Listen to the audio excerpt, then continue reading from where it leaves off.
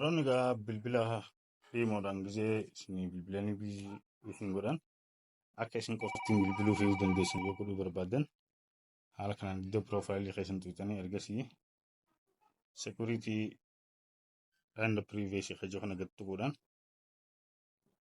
ergasii egaa haala kanaan isinii dhufa ergasii wal harkisuudhaan call kan kana gad tuqxe yeroo takka ergasii haala kanaan gaa filannoo isinii fida everyone irra jiru yoo ta'e namoota isinii bilbiluu danda'a.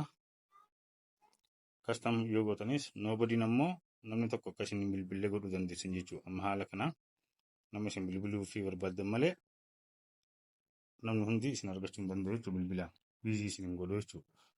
Kanaafuu nobody kan kanarra kaachuudhaan gaa namoota isin dubbisuu barbaadan sagalee fi biraanii isin akka bilbiltanii godhuu dandeessan jechuudha haala kanaan. Ergasii haala kanaan fayyadamuu dandeessan. Tole egaa irraan isinii deebi'a.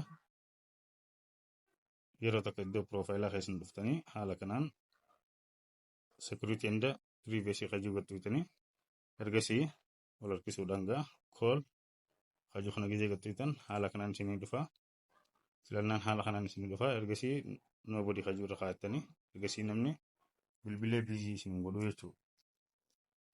Kanaafuu itti fayyadamaadhaan namoonni baay'een akka irraa fayyadamu like share follow godhuun dagatinaa copy link godhuun dagatinaa turtii gaarii.